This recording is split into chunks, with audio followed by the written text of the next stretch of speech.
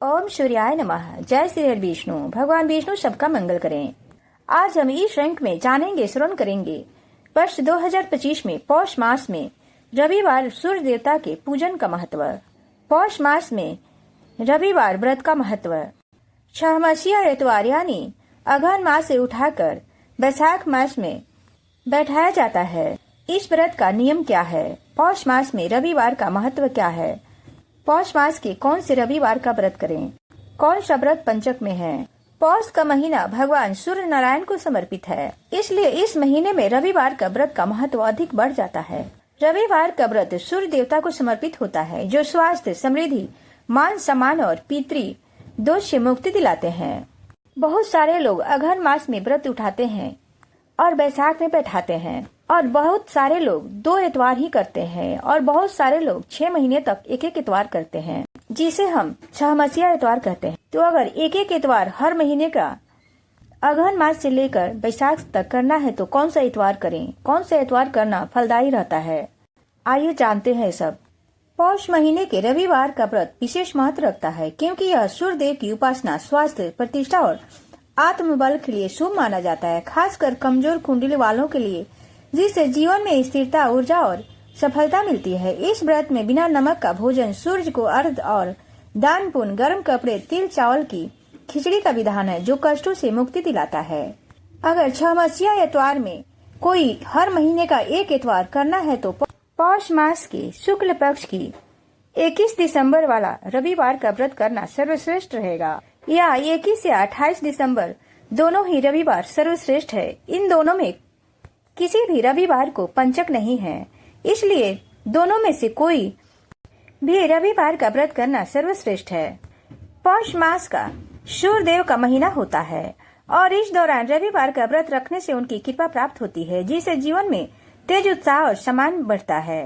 रविवार का व्रत एक बार खाकर किया जाता है, या फिर बिना नमक के अपनी क्षमता अनुसार 2 बार भी खाया जा सकता है। रविवार के व्रत में भगवान को भोग लगाने के लिए दूध, चिवड़ा, मीठा या मीठे से बने खीर या रोटी का भी भोग लगाया जाता है। अधिकतर भगवान भास्कर को दूध, चिवड़ा, मीठा और केले के साथ दूध की छाली का भोग ज्यादा फलदायी होता है।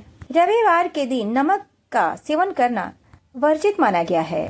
स्कंद और नारद पुराण में रविवार व्रत का उल्लेख मिलता है, जिसमें बताया गया है कि यह व्रत विशेष रूप से उन लोगों के लिए फलदायी होता है जिनकी कुंडली में सूर्य कमजोर होते हैं। इस व्रत की शुरुआत किसी भी मास के शुक्ल पक्ष से पहले रविवार से कर सकते हैं, या अगहन मास में भी कर सकते हैं। अगहन मास में नहीं किए हैं तो पौष मास में भी इस व्रत की शुरुआत किया जा सकता है, क्योंकि पौष मास भगवान सूर्य को समर्पित है।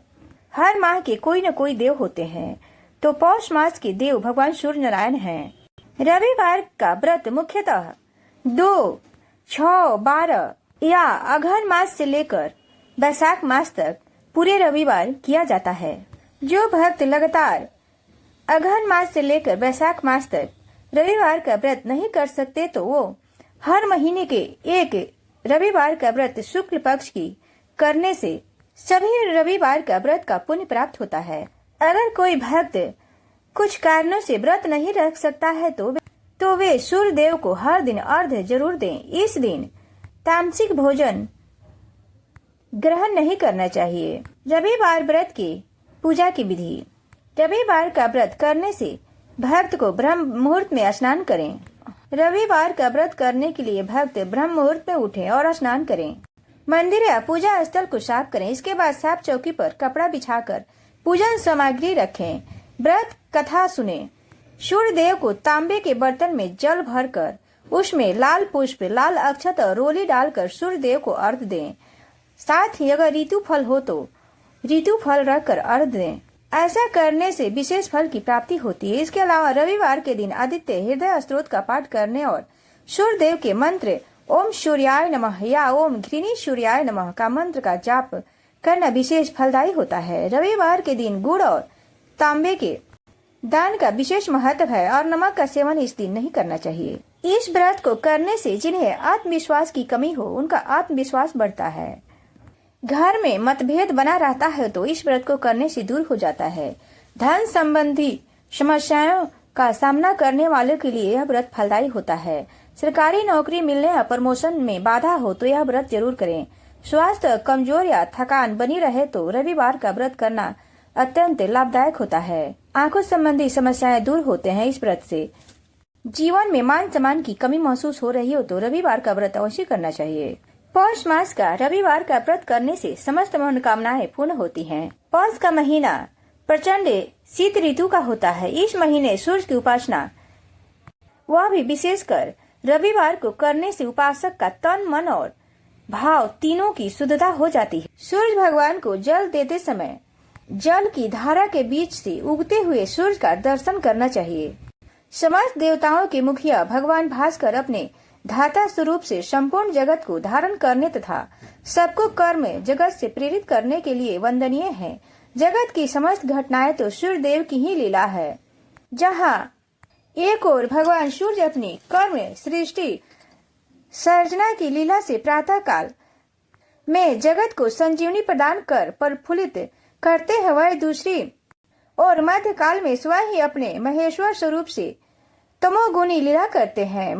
मध्य काल में आप अपनी ही प्रचंड रश्मियों के द्वारा शिव रूप से संपूर्ण दैनिक कर्म सृष्टि की रजोगुणी रूपी कालिमा का शोषण करते हैं। जिस प्रकार परमात्मा अपनी ही बनाई सृष्टि का आवश्यकता अनुसार यथा समय अपने ही विलय करता है, ठीक उसी प्रकार भगवान आदित्य मध्य काल में अपनी ही रश्मियों द्वारा महेश्वर रूप ने दैनिक सृष्टि के विकारों को शोषित कर कर्म जगत को हष्ट पुष्ट स्वस्थ और निरोग बनाते हैं। जगत कल्याण के लिए भगवान सूर्य की यह दैनिक विकार शोषण की लीला ही भगवान नीलकंठ के हलाहल पान का प्रतीक है। जय सूर्य नारायण, जय श्री हरि विष्णु। इसी के साथ हम अपनी वाणी को विराम देते हैं।